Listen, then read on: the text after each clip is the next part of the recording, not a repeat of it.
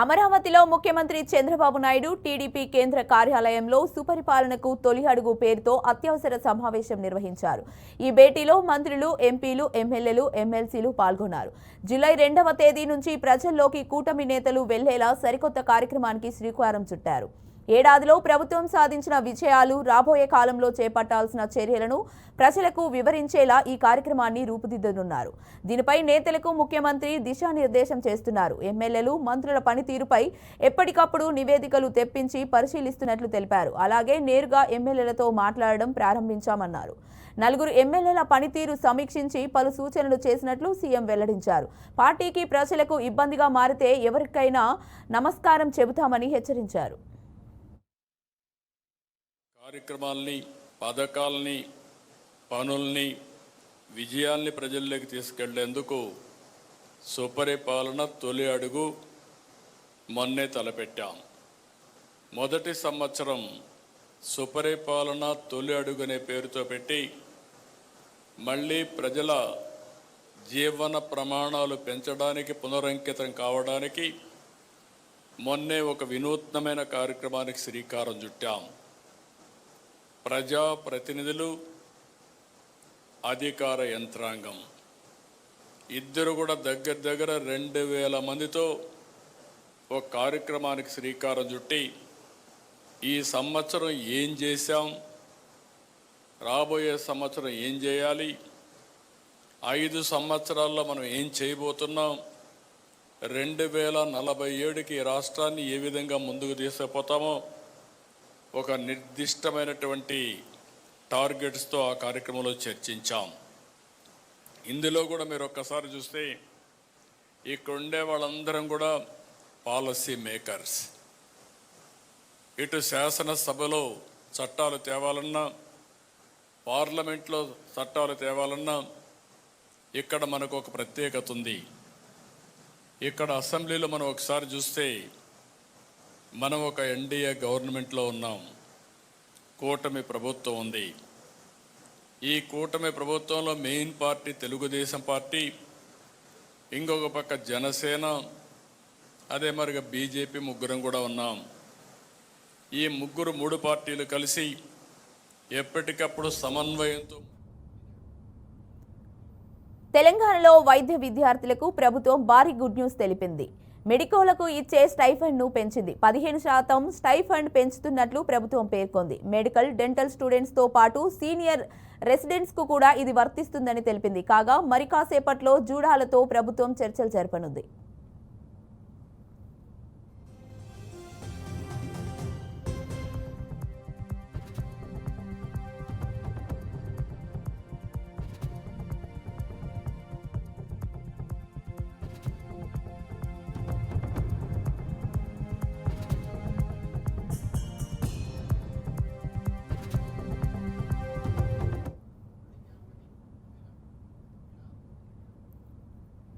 తాడిపత్రి మాజీ MLA Kethireddy పెద్దిరెడ్డిపై municipal chairman జేసీ ప్రభాకర్ రెడ్డి తీవ్ర వ్యాఖ్యలు చేశారు. పెద్దిరెడ్డికి మద్దతు ఇస్తే రప్పారప్ప అనే పదాలతో హెచ్చరించారు. మేము లీగల్గానే వ్యవహరిస్తున్నామని వైసీపీ నేతలు ఫరాజ్ బాషా, రమేష్ రెడ్డి, నాగిరెడ్డి తదితరులపై మున్సిపల్ శాఖ ముందు చట్టపరమైన దారిలో వెళతామని చెప్పారు. పెద్దిరెడ్డిని ఈ రోజు మద్దతు ఇచ్చిన వైసీపీ నాయకులు, కార్యకర్తలను తమ కార్యకర్తలు గుర్తుంచుకుంటారని, ఈ చర్యలన్నీ రాజకీయ భవిష్యత్తును ప్రభావితం చేస్తాయని స్పష్టం చేశారు. వైసీపీ కార్యకర్తలారా, కేతిరెడ్డి పెద్దిరెడ్డికి సపోర్ట్ చేయకండి, మీ జీవితాలను నాశనం చేసుకోకండి అంటూ జేసీ ప్రభాకర్ రెడ్డి వార్నింగ్ ఇచ్చారు. శత్రువు పెద్దారెడ్డి వైఎస్ఆర్ కార్యకర్తలు కాదు. మేము ఇంతవరకు ఏ కార్యకర్తను కూడా ఏమనలేదు. మేము లీగల్ గానే పోతున్నాం. రమేష్ మీద లీగల్ గా పోయినాం, ఫయాజ్ బాషా లీగల్ గా పోయినాం, నాగిరెడ్డి మీద లీగల్ గా పోతున్నాం, ఏమి బంగారు షాపు వాళ్ళ మీద లీగల్ గా పోయినాం. కనీసం మేము ఎందుకు లీగల్ గా పోతామంటే మంచిది కాదు. ఎట్లంటే అది కొట్టకూడదు. ఇల్లు మొత్తం రిజిస్ట్రేషన్ తప్పు, ప్లాన్ లేదు, అయినా కానీ లీగల్ గా పోతున్నా. ఈ పొద్దు ఎవరెవరు వచ్చినారు దగ్గర కొన్ని ఫోటోలు ఉన్నాయి. మా కార్యకర్తలు ఏమంటారు, మేము తొందరలో వస్తాం. రఫా రఫా రఫా రఫా మేము జైలు కట్టేయాలరా. వద్ద నుంచి రఫా రఫా రఫా వాడి కోసం వచ్చిన నాకు వేరే వాళ్ళకి అవసరం లేదు. చూడండి, ఆంధ్రప్రదేశ్ బీజేపీకి త్వరలోనే కొత్త అధ్యక్షుడు నియమించనున్నారు. ఇప్పటికే పార్టీ సంస్థాగత ఎన్నికల అధికారి, రాజ్యసభ సభ్యుడు పాకా వెంకట సత్యనారాయణ అధ్యక్ష ఎన్నికల షెడ్యూల్ను విడుదల చేశారు. ఇవాళ ఏపీ బీజేపీ అధ్యక్ష ఎన్నికల నోటిఫికేషన్ను జారీ చేయడంతో పాటు ఓటర్ల జాబితాను కూడా ప్రకటించనున్నారు. రేపు ఉదయం 11 గంటల నుంచి మధ్యాహ్నం 1 గంట వరకు నామినేషన్లను స్వీకరిస్తారు. అదే రోజు 1 గంట నుంచి స్క్రూటీని నిర్వహించి సాయంత్రం 4 గంటల వరకు నామినేషన్ల ఉపసంహరణకు అవకాశం ఇవ్వనున్నారు. 1 కంటే ఎక్కువ నామినేషన్లు దాఖలైతే జూలై 1న ఎన్నికలు నిర్వహించి రాష్ట్ర అధ్యక్షుడిని ప్రకటిస్తారు.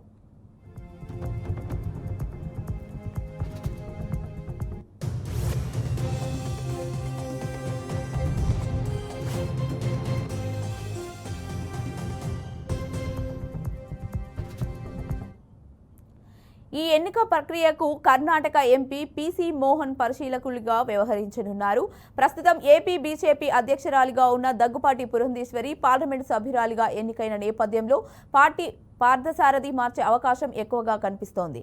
ఈ నేపథ్యంలో రాష్ట్ర బీజేపీ అధ్యక్ష పదవి రేసులో మాజీ సీఎం నల్లారి కిరణ్ కుమార్ రెడ్డి, మాజీ రాజ్యసభ సభ్యుడు జీవీఎల్ నరసింహారావు, మాజీ MLC PVN Madhavan, MLA Sujana Chowdary, Narasimha Reddy, Vishnuvardhan Reddy తదితరులు ఉన్నారని ప్రచారం జరుగుతోంది. రాష్ట్రంలో ఎన్డీఏ ప్రభుత్వం ఉన్న నేపథ్యంలో బీజేపీ రాష్ట్ర అధ్యక్షుడిగా ఎవరికి అవకాశం దక్కుతుందన్న దానిపై రాజకీయ వర్గాల్లో ఆసక్తి నెలకొంది.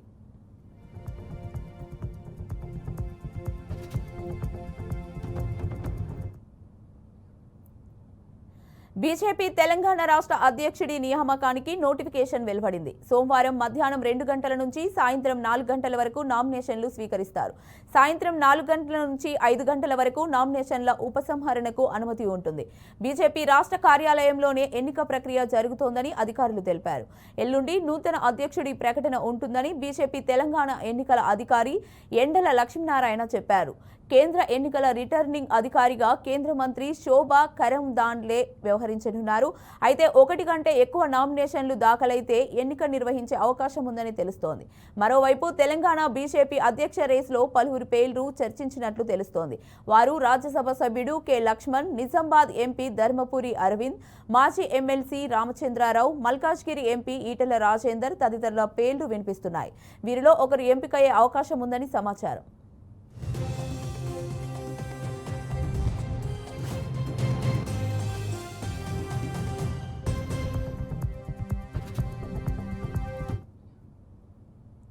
విశాఖ జిల్లా పెందుర్తి నియోజకవర్గంలోని తెలుగుదేశం పార్టీలో నిగూఢంగా ఉన్న విభేదాలు ఒక్కసారిగా బయటపడిపోయాయి. పార్టీ పరిశీలకుడిగా వచ్చిన కోరాడ రాజాబాబు సమక్షంలోనే టీడీపీ నియోజకవర్గ ఇన్ఛార్జ్ గండి బాబ్జీ, జీవీఎంసీ మేయర్ పీలా శ్రీనివాసరావు ఒకరిపై మరొకరు తీవ్ర విమర్శలు గుప్పించారు. పార్టీ కార్యక్రమాల గురించి తమకు సమాచారం లేదని కొంతమంది నాయకులు ఆరోపించగా అగ్రనేతలైన బాబ్జీ, శ్రీనివాసరావులు తప్పు నీదంటూ పరస్పర వాదనకు దిగారు. ఈ వాగ్వాదం పార్టీ శ్రేణులో కలకలం రేపింది. టీడీపీ శ్రేణులో ఐక్యత కొరపడిన పరిస్థితి ఉందని, దాన్ని అధిగమించేందుకు వెంటనే చర్యలు తీసుకోవాలని టీడీపీ రాష్ట్ర కార్యదర్శి బండారు అప్పలనాయుడు సూచించారు.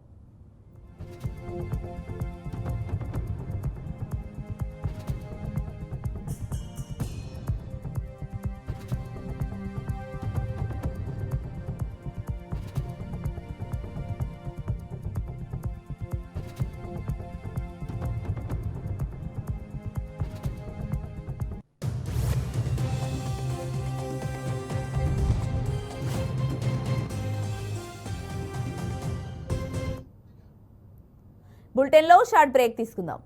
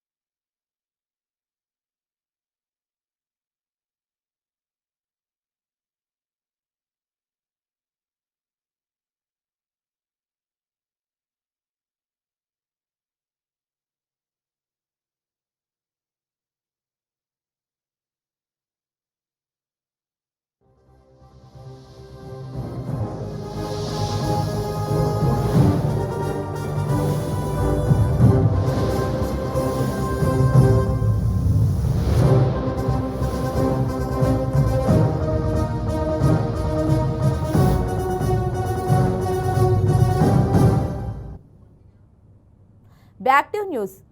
మెదక్ ఎంపీ రఘునందన్ రావుకు మరోసారి గుర్తు తెలియని వ్యక్తుల నుంచి బెదిరింపు కాల్ వచ్చింది. మరి కాసేపట్లో నిన్ను లేపేస్తాం, ఆపరేషన్ కగార్ ఆపండి, దమ్ముంటే కాపాడుకో అంటూ హెచ్చరికలతో కూడిన సందేశాలు ఇచ్చినట్లు తెలుస్తోంది. మా టీం అనే పేరుతో పరిచయం చేసుకున్న వ్యక్తులు 2 వేర్వేరు నెంబర్ల నుంచి ఫోన్ చేసినట్లు సమాచారం. ఈ నేపథ్యంలో రఘునందన్ రావుకు కుటుంబ సభ్యులు, పార్టీ శ్రేణుల్లో ఆందోళన నెలకొంది. బెదిరింపులపై ఆయన పోలీసులకు ఫిర్యాదు చేసినట్లు సమాచారం.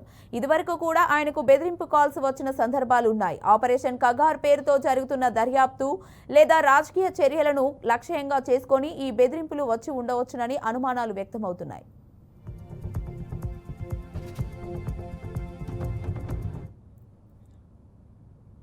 కృష్ణా జిల్లా మచిలీపట్నంలో జరిగిన కాంగ్రెస్ పార్టీ విస్తృత స్థాయి సమావేశంలో ఏపీసీసీ చీఫ్ వైఎస్ షర్మిల పాల్గొన్నారు.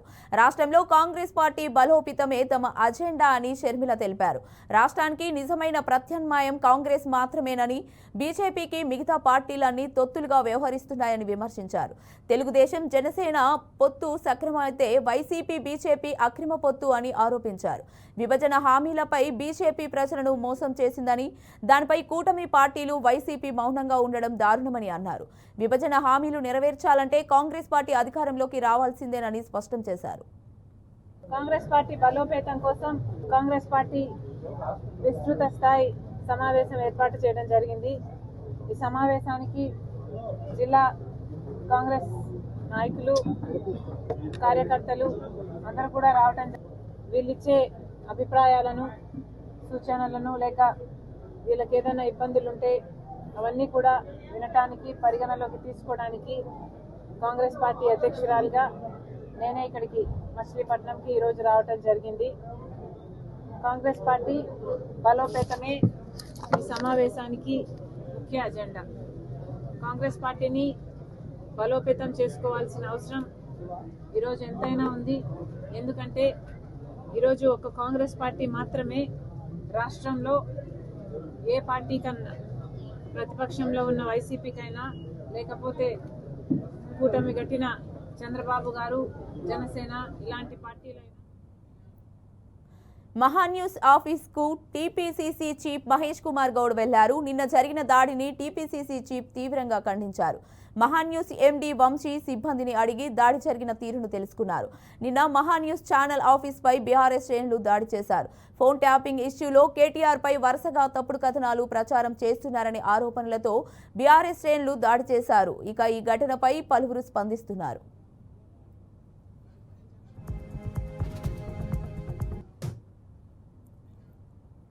రాష్ట్రంలో కొత్తగా ఏర్పడిన ప్రభుత్వం విద్యా వ్యవస్థను పూర్తిగా నిర్లక్ష్యం చేస్తోందని మాజీ ముఖ్యమంత్రి వైఎస్ జగన్ ఆరోపించారు. ఎందుకు ఏపీ ఈసెట్ అడ్మిషన్ల ప్రక్రియలో జరుగుతున్న తీవ్ర జాప్యమే నిదర్శనమని ధ్వజమెత్తారు. ఫలితాలు వెలువడి 1.5 రోజులు గడుస్తున్నా ఇంతవరకు కౌన్సిలింగ్ ప్రారంభించలేకపోవడం ప్రభుత్వ అసమర్థతకు పరాకాష్ట అని విమర్శించారు. రాష్ట్రంలో విద్యా వ్యవస్థ ఎంత దారుణంగా, అస్తవ్యస్తంగా మారిందో చెప్పడానికి ఈ ఒక్క ఉదాహరణ చాలని ఆయన అన్నారు. రేపటి నుంచి ఇంజనీరింగ్ విద్యార్థులకు తరగతులు ప్రారంభం కానుండగా వేలాది మంది విద్యార్థుల భవిష్యత్తును గాలికి వదిలేశారని ఆయన ఆరోపించారు.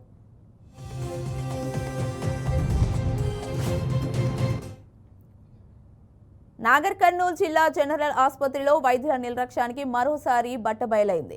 శనివారం రాత్రి రోగులు పెద్ద ఎత్తున వచ్చినప్పటికీ కొందరు వైద్యులు కర్తవ్యాన్ని మరిచి ఐసీయూ వార్డులో స్మార్ట్ ఫోన్లో క్యాండీ క్రష్ గేమ్ ఆడుతూ కనిపించారు.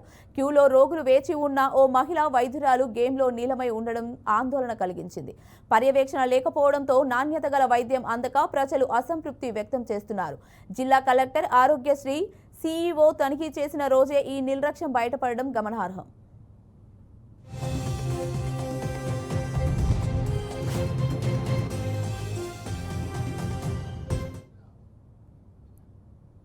శ్రీశైలం లడ్డూ ప్రసాదంలో బొద్దింక రావడం కలకలం రేపింది. లడ్డు ప్రసాదంలో బొద్దింకను చూసిన భక్తులు ఒక్కసారిగా షాక్కి గురయ్యారు.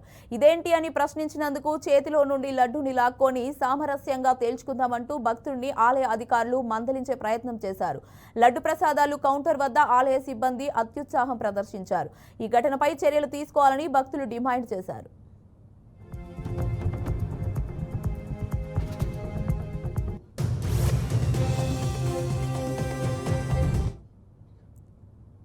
TDP TDP MLA Gummanuri Jayaram చేసిన వ్యాఖ్యలు వివాదాస్పదంగా మారాయి. పార్టీ గ్రాఫ్ పై మాట్లాడిన ఆయన తల్లికి వందనం పథకం తర్వాత టీడీపీ గ్రాఫ్ 30% పెరిగిందని, అంతకుముందు పడిపోయిన పరిస్థితి ఉందని అన్నారు. ఈ వ్యాఖ్యలు రాజకీయ వర్గాల్లో చర్చనీయాంశంగా మారాయి. ఇంతటితో ఆగకుండా పార్టీ నేతలపై ఉన్న కేసులన్నింటినీ మాఫీ చేయిస్తానంటూ బహిరంగంగా ప్రకటించారు.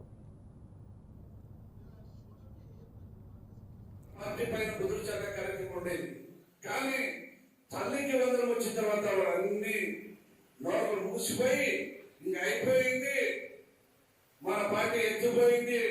నేను మాట ఆ రోజే చెప్పా, ఆ రోజుల్లో గుర్తులు అంటే అది రాష్ట్రం అంతా వైరల్ అయిపోయింది. చూసి ఎక్కడ చూసినా రాష్ట్రం ఒంటికల వైపు చూసే పరిస్థితి వచ్చింది. అంటే ఇది వాస్తవం.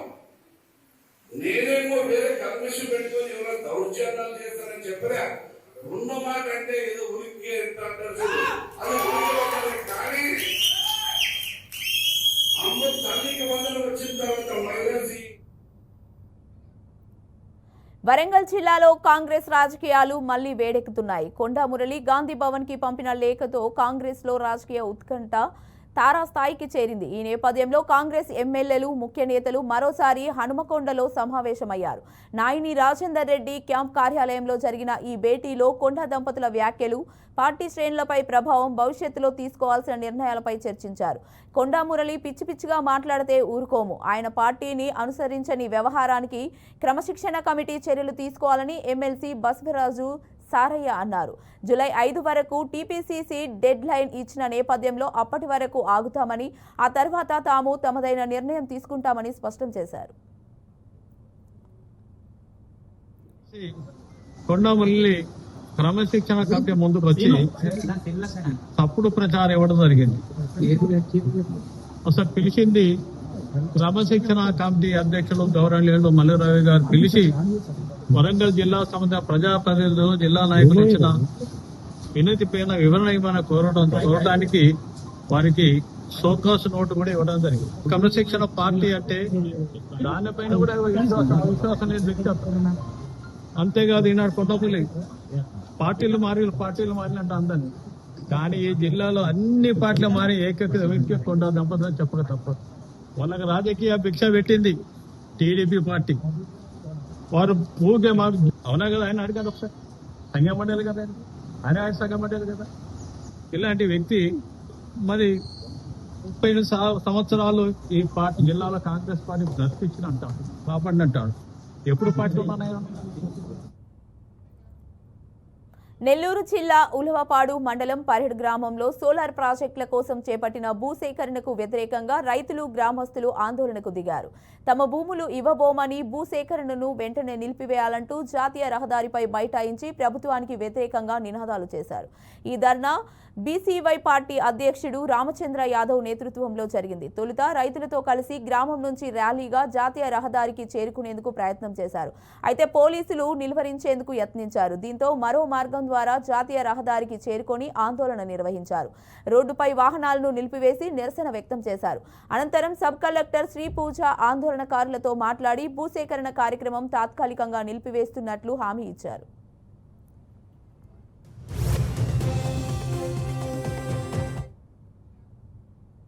తిరుమలలో షాకింగ్ ఘటన జరిగింది. ప్రయాణికులతో వెళ్తున్న కారులో ఒక్కసారిగా అగ్ని ప్రమాదం జరిగింది. అయితే అప్రమత్తమైన ప్రయాణికులు కారులో నుంచి దిగి బయటకు పరుగులు తీశారు. అందరూ చూస్తుండగా క్షణాల్లోనే మంటలు చెలరేగాయి. ఫైర్ సిబ్బంది చేరుకునే లోపే కారు పూర్తిగా దగ్ధమైంది. ఈ ఘటనతో రోడ్డుపై భారీగా ట్రాఫిక్ జామ్ అయింది. విషయం తెలుసుకున్న పోలీసులు కారు శిథిలాలను పక్కకు తీశారు. ఘటనపై పోలీసులు కేసు నమోదు చేసి దర్యాప్తు చేపట్టారు.